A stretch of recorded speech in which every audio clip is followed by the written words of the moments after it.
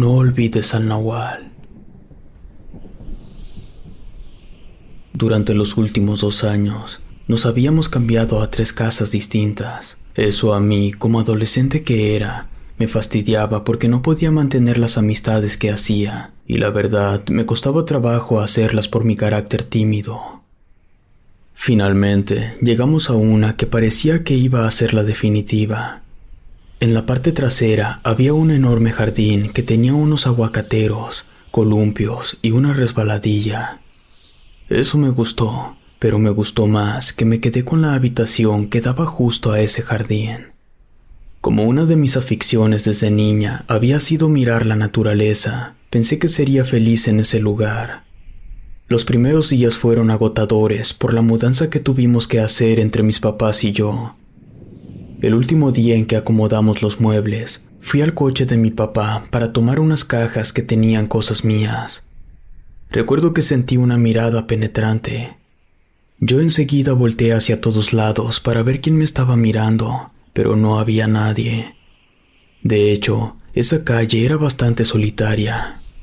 Me confundió eso, pero seguí acomodando las cajas para poder cargarlas, y quizá por el destino, o como quieran llamarle, de manera accidental volteé hacia mi derecha, y fue cuando vi unos ojos asomándose a través de la ventana del vecino.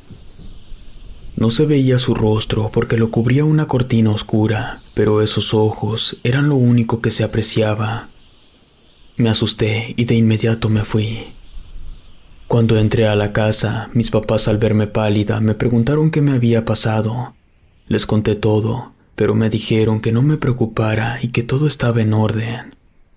Aún así, esa mirada no me la podía quitar de la mente por más que pasaron las horas. Durante la cena, les pedí a mis papás que fueran a visitar al vecino para saber quién era, porque yo seguía viendo la imagen de sus ojos en mi mente, y no entendía por qué, pero ya me estaba dando miedo.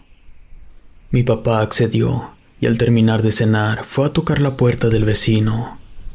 Nadie abrió, y como mi papá no creía que algo malo estuviera pasando, me dijo que me tomara un té de tila y me fuera a dormir en vez de estar inventando cosas. Me molestó mucho, pero al final eso me hizo pensar que quizá sí estaba malinterpretando todo. Me acosté y crucé los dedos para que el descanso me hiciera olvidar todo ese episodio. Pero no pude dormir a gusto, porque me desperté en 4 ocasiones por la misma razón. Sentía unas manos que tocaban mi cuerpo, y la sensación era tan real que despertaba al momento. La 4ª vez que me desperté, al abrir los ojos pude notar una sombra de una figura pequeña, pero lo más aterrador es que la mirada de esa cosa era la misma que se había asomado por la ventana. Rápidamente encendí la luz y la sombra se esfumó. Me inquieté mucho porque nunca antes me había pasado. Con todo eso sucediendo, decidí quedarme despierta. Ya no quería sentir miedo, por eso preferí no dormir, aunque eran las 3 de la mañana. Me escondí debajo de las cobijas. Me sentía como una niña de 5 años. De repente, escuché el rechinido del columpio.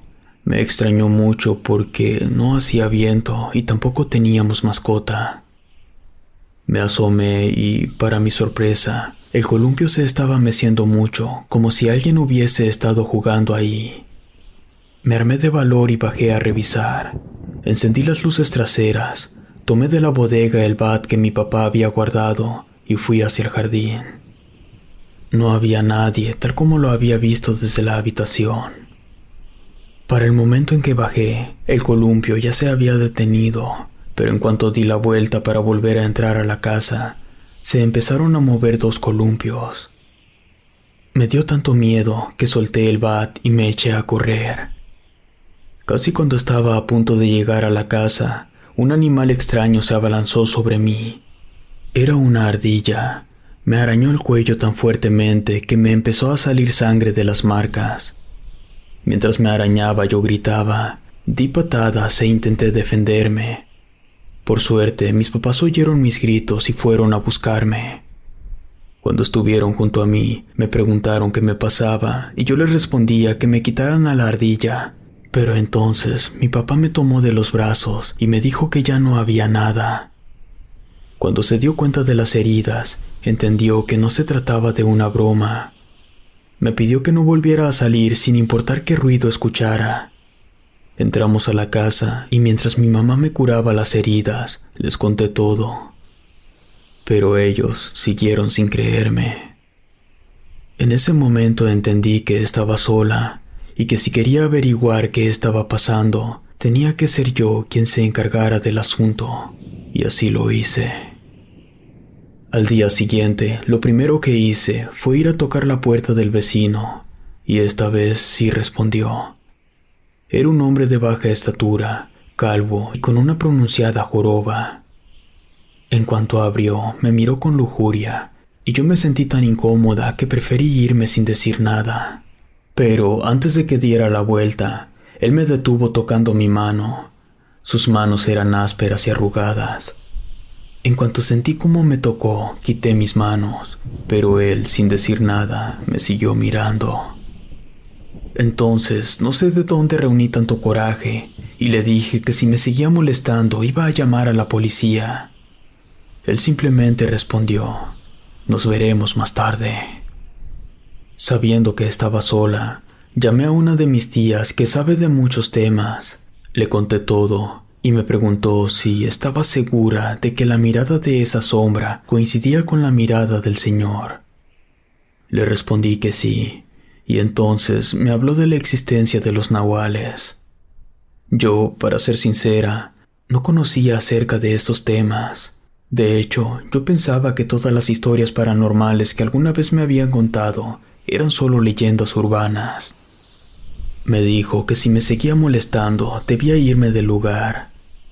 Yo sabía que eso era imposible porque acabábamos de llegar a la casa y además mis papás, como no me creían, no me iban a apoyar. Siguieron pasando las horas de ese día y llegó la noche. Intenté permanecer despierta el mayor tiempo posible, pero como a las 2 de la mañana me venció el sueño. Esta vez tuve una horrible pesadilla en la que veía que el hombre encorvado se transformaba en ardilla y rondaba por toda mi casa hasta llegar a mí.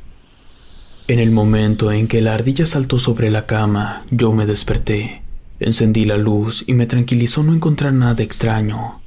Pero en cuanto la apagué, escuché que algo arañaba las ventanas.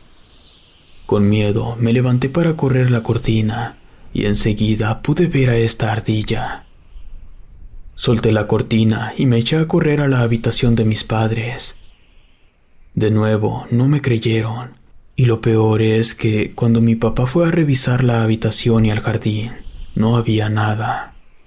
No sabía qué hacer y rompí en llanto. Mis papás, al verme en esa crisis, aceptaron que mi mamá fuera a dormir conmigo. Eso me tranquilizó. El resto de la noche seguí soñando al hombre en diferentes escenas. En algunas era hombre, en otras una ardilla, pero sin importar su forma, siempre iba detrás de mí, y cuando me alcanzaba, despertaba del sueño. Sin remedio, las siguientes noches fueron iguales. A veces sentía las manos que me tocaban, otras veces veía la sombra. Aquellos 3 meses fueron un verdadero infierno. Mis papás tuvieron que hacer un viaje al que no me podían llevar. Yo les pedí que no me dejaran sola, pero ellos dijeron que a mis 16 años yo tenía edad para quedarme ahí. Ya tenía edad para enfrentar mis miedos.